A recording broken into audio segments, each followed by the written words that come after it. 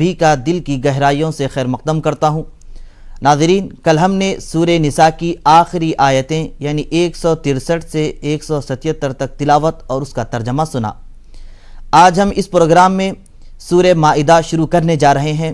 इस सूरह का नाम माइदा रखने की वजह यह है कि वाक़या ये हुआ कि एक मरतबा हज़रत ईसा अलैहिस्सलाम के पास आपके कुछ असहाब आए और ये कहने लगे कि ऐ ईसा अलैहिस्सलाम, आप अल्लाह सुब्हानहु व तआला से ये दुआ कीजिए कि वो हमारे लिए जन्नत से एक दस्तरखान को नाजिल फरमाए।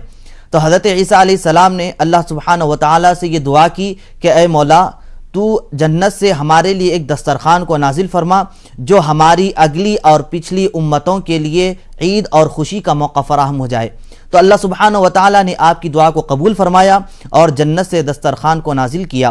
तो इस सूरह में दस्तरखान का जिक्र किया गया और ईद व खुशी का भी जिक्र किया, इसलिए इस सूरह का नाम माइदा रखा गया है। आइए नाजरीन, शामिल हो जाते हैं और मालूमात हासिल करने के लिए सूरह माइदा की तिलावत और उसके तर्जमे के साथ। औज़ु बिल्लाहि मिनश शैतानिर रजीम।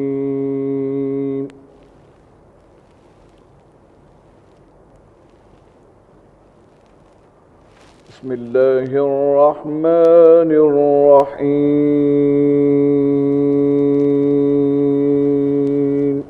शुरू करता हूँ अल्लाह के नाम से जो बड़ा मेहरबान निहायत रहम वाला है। या अय्युहल्लज़ीना आमनू औफू बिल-उक़ूद।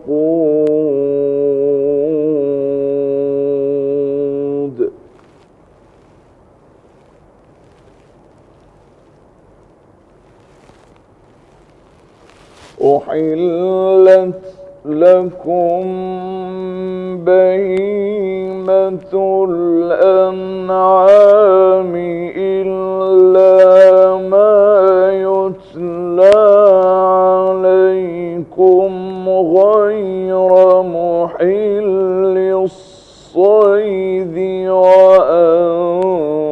अंतुम हुरुम।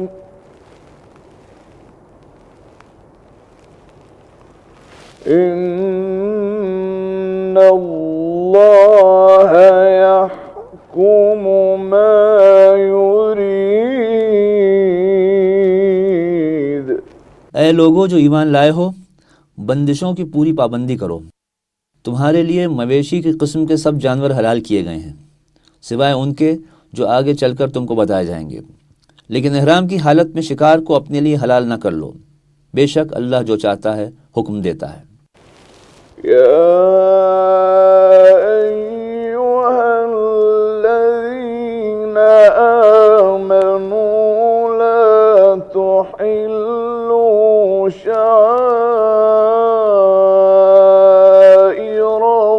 शाइरल्लाहि वलश-शहरल हराम वलल हदिय वलल क़लाइद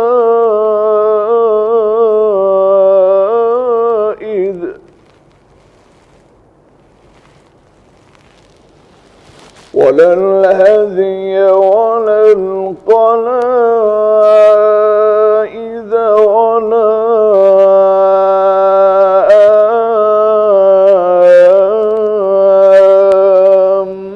आमीनल बैतल हराम यब्तगून फضलन मिन रब्बिहिम व रिضवाना।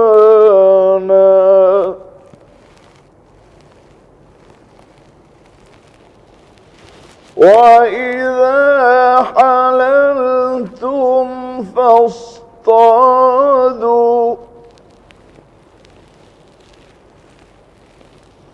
وَلَا يَجْرِمَنَّكُمْ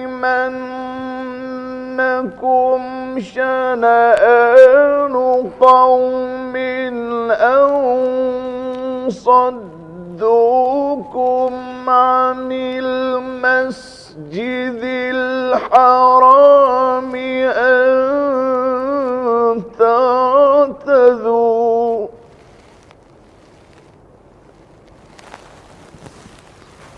وتعاونوا على البر والتقوى ولا تعاونوا على الإثم والعدوان واتقوا الله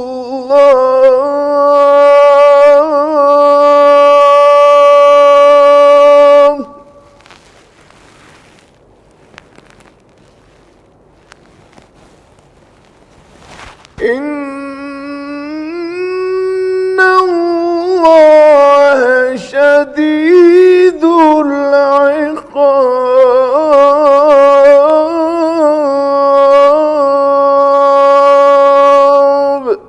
اے لوگو جو ایمان لائے ہو، خدا پرستی کی نشانیوں کو بے حرمت نہ کرو، حرام مہینوں میں سے کسی کو حلال نہ کر لو، قربانی کے جانوروں پر دست درازی نہ کرو، ان جانوروں پر ہاتھ نہ ڈالو جن کی گردنوں میں نظر خداوندی کی علامت کے طور پر پٹے پڑے ہوئے ہوں، نہ ان لوگوں کو چھیڑو جو اپنے رب کے فضل اور اس کی خوشنودی کی تلاش میں مقام محترم یعنی کعبہ کی طرف جا رہے ہوں۔ ہاں، جب احرام کی حالت ختم ہو جائے تو شکار کر سکتے ہو۔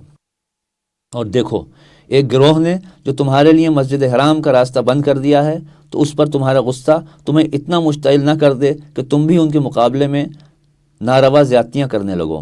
نہیں، جو کام نیکی اور خدا ترسی کے ہیں ان میں سب سے تعاون کرو، اور جو گناہ اور زیادتی کے کام ہیں ان میں کسی سے تعاون نہ کرو۔ اللہ سے ڈرو، اس کی سزا بہت سخت ہے۔ سورہ مائدہ کی تلاوت اور اس کا ترجمہ جاری رہے گا۔ ہم لوٹ کر آتے ہیں ایک چھوٹے سے وقفے کے بعد۔ وقفے کے بعد آپ سبھی کا ایک بار پھر خیر مقدم ہے۔ ناظرین، ہم سن رہے تھے سورہ مائدہ کے تعلق سے۔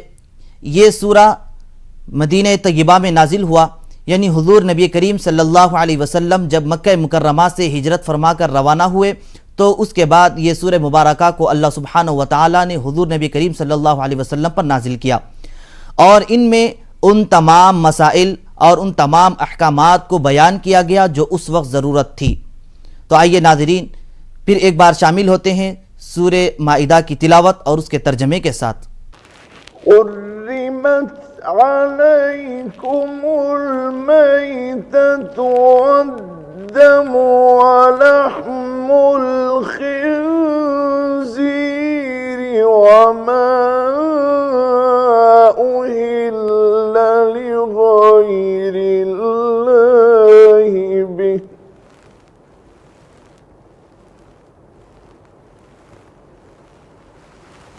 وما أهل لغير الله به والمنخنقة والموقوذة والمتردية والنطيحة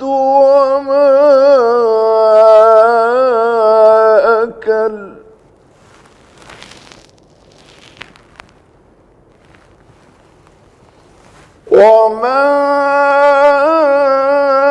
أكل السبع إلا ما ذكيتم وما ذبح على النصب وأن تستقسموا بالأزلام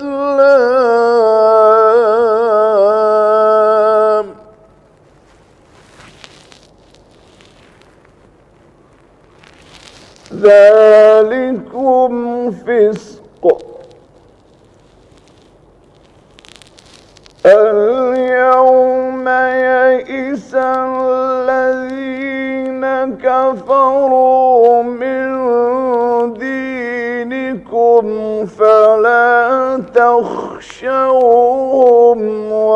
واخشون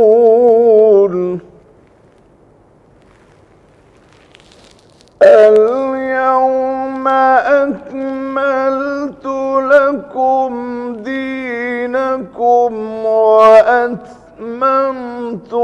عليكم نعمتي ورضيت ورضيت لكم الإسلام دينا فمن اضطر في مخمصة غير متجانف لإثم فإن الله غفور رحيم। तुम पर हराम किया गया मुर्दार, खून, सूअर का गोश्त, वो जानवर जो खुदा के सिवा किसी और के नाम पर ज़बह किया गया हो, वो जो गला घुटकर या चोट खाकर या बुलंदी से गिरकर या टक्कर खाकर मरा हो, या जिसे किसी दरंदे ने फाड़ा हो, सिवाय उसके जिसे तुमने जिंदा पाकर ज़बह कर लिया, और वो जो किसी आस्ताने पर ज़बह किया गया हो। नीज़ ये भी तुम्हारे लिए नाजायज़ है कि पांसों के ज़रिए से अपनी किस्मत मालूम करो। ये सब अफ़आल फुस्क हैं। आज काफिरों को तुम्हारे दीन की तरफ से पूरी मायूसी हो चुकी है, लिहाजा तुम उनसे न डरो बल्कि मुझसे डरो। आज मैंने तुम्हारे दीन को तुम्हारे लिए मुकम्मल कर दिया है और अपनी नेमत तुम पर तमाम कर दी है, और तुम्हारे लिए इस्लाम को तुम्हारे दीन की हैसियत से कबूल कर लिया है। लिहाजा हराम और हलाल की जो क़ुयूद तुम पर आयद कर दी गई हैं, उनकी पाबंदी करो। अलबत्ता जो शख्स भूख से मजबूर होकर इनमें से कोई चीज़ खा ले बग़ैर इसके कि गुनाह की तरफ उसका मीलान हो, तो बेशक अल्लाह माफ़ करने वाला और रहम फरमाने वाला है। يسألونك ماذا أحل لهم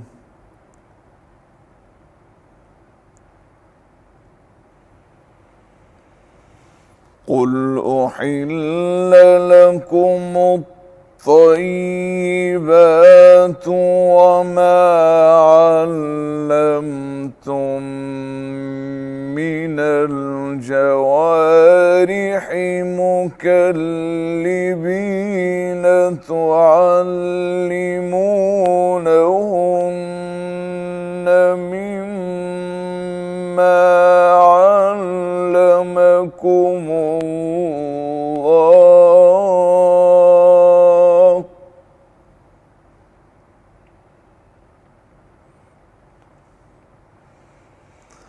فكلوا مما أمسكنا عليكم واذكروا اسم الله عليه واتقوا الله إن الله سريع الحساب। लोग पूछते हैं कि उनके लिए क्या हलाल किया गया है। कह दो, तुम्हारे लिए सारी पाक चीज़ें हलाल कर दी गई हैं, और जिन शिकारी जानवरों को तुमने सधाया हो, जिनको खुदा के दिए हुए इल्म की बिना पर तुम शिकार की तालीम दिया करते हो, वो जिस जानवर को तुम्हारे लिए पकड़ रखें उसको भी तुम खा सकते हो। अलबत्ता उस पर अल्लाह का नाम ले लो और अल्लाह का कानून तोड़ने से डरो। अल्लाह को हिसाब लेते देर नहीं लगती। सूरह माइदा की तिलावत और उसका तर्जमा जारी रहेगा। हम लौट कर आते हैं एक छोटे से वक्फे के बाद। माइदा की आयत नंबर 6 में अल्लाह सुब्हानहू व तआला ने वुज़ू और तयम्मुम के बारे में हुक्म नाजिल फरमाया। इससे पहले हम एपिसोड में आपके सामने तयम्मुम के ताल्लुक़ से तफसील के साथ बतलाया है। अब यहाँ पर हम सबको ये जानना चाहिए कि नमाज जैसी अहम तरीन इबादत है और इस तरीक़े के तमाम इबादात के लिए हमको ज़रूरी है कि हम इससे पहले वज़ू कर लें। नाज़रीन, आइए शामिल होते हैं सूरह माइदा की आज की बाकी आयतों की तिलावत और उसके तर्जमे के साथ। اليوم أحل لكم الطيبات وطعام الذين أوتوا الكتاب حل لكم وطعامكم حل لهم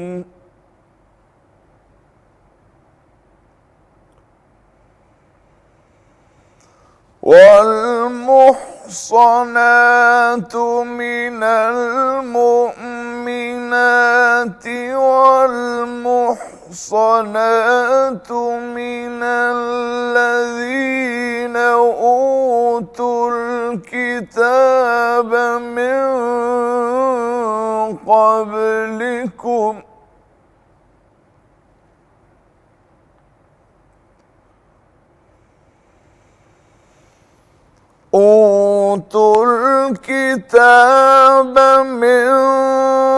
قبلكم إذا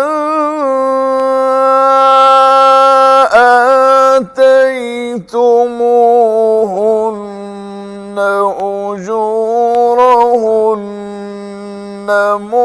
محصنين غير مسافحين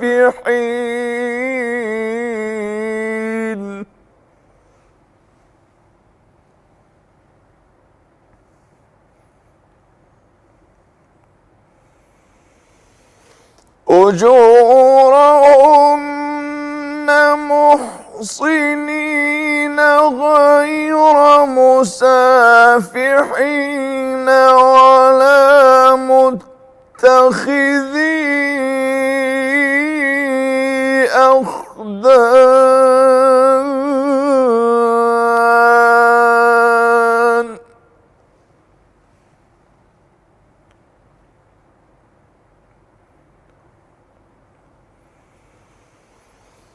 ومن يكفر بالإيمان فقد حبط عمله وهو في الآخرة من الخاسرين.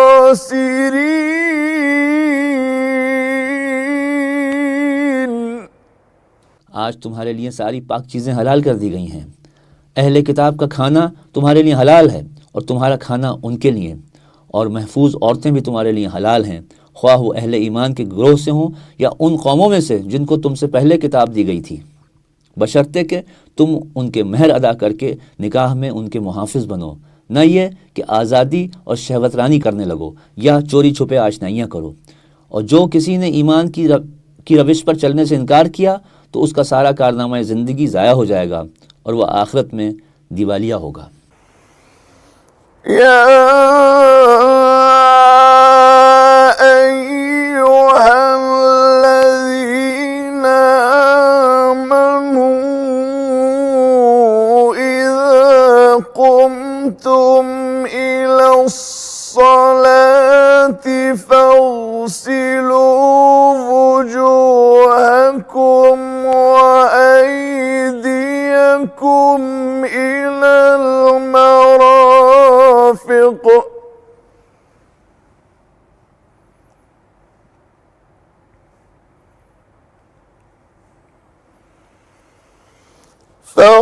فاغسلوا وجوهكم وأيديكم إلى المرافق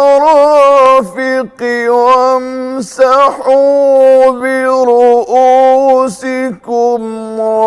وأرجلكم إلى الكعبين.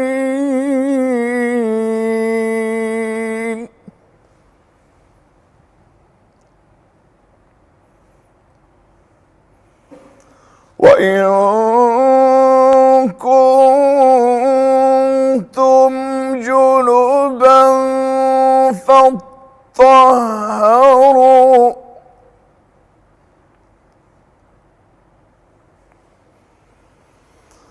وإن كنتم مرضى أو على سفر أو جاء أحد منكم من الغائط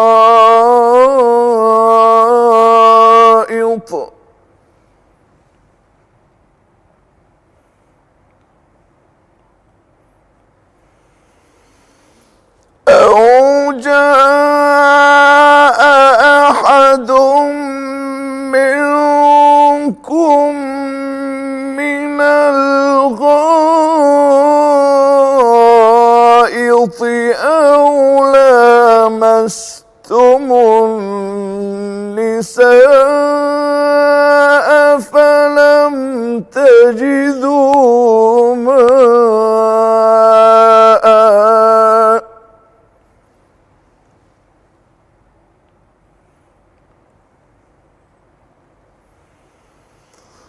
فلم تجدوا ماء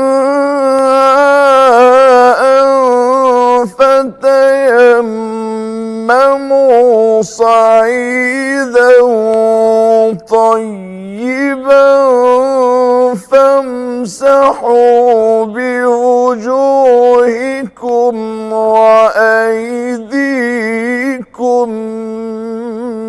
منه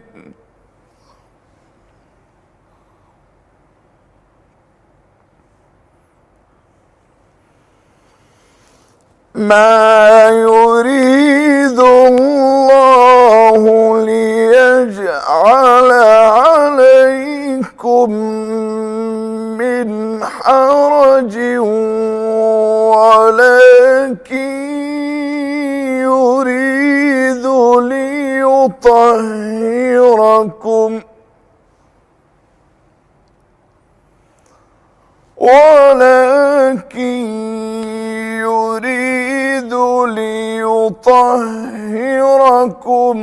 وليتم نعمته عليكم لعلكم تشكرون۔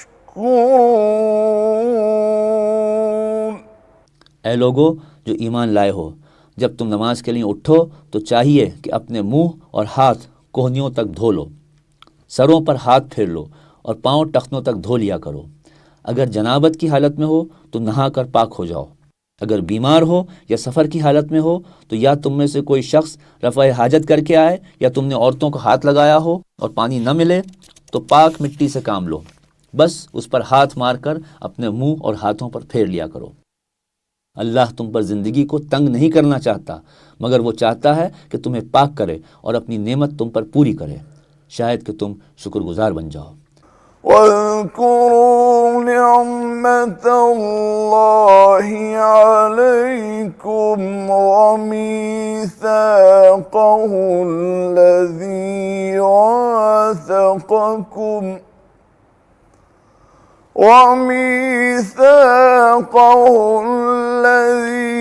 واثقكم به إذ قلتم سمعنا وأطعنا واتقوا الله إن الله عليم بذات الصدور۔ واذكروا نعمة الله عليكم وميثاقه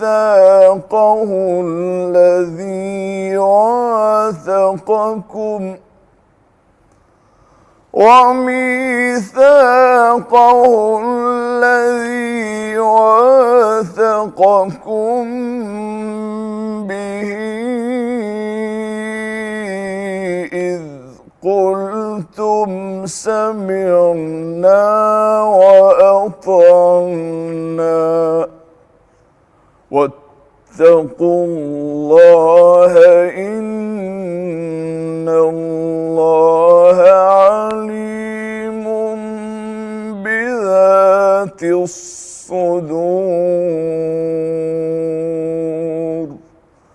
صدق الله العظيم۔ اللہ نے تم کو جو نعمت عطا کی ہے اس کا خیال رکھو اور اس پختہ عہد و پیمان کو نہ بھولو جو اس نے تم سے لیا ہے، یعنی تمہارا یہ قول کہ ہم نے سنا اور اطاعت قبول کی۔ اللہ سے ڈرو، اللہ دلوں کے راز تک جانتا ہے۔ اللہ سبحانہ و تعالیٰ سے دعا ہے کہ ہم تمام کو سورہ مائدہ کے احکامات سننے، سمجھنے اور اس پر عمل کرنے کی توفیق نصیب فرمائے۔ انشاءاللہ کل دوبارہ اسی وقت سورہ مائدہ کی تلاوت اور اس کے ترجمے کے ساتھ حاضر رہیں گے۔ تب تک کے لیے ہمیں اور ہماری پوری ٹیم کو اجازت دیں۔ خدا حافظ۔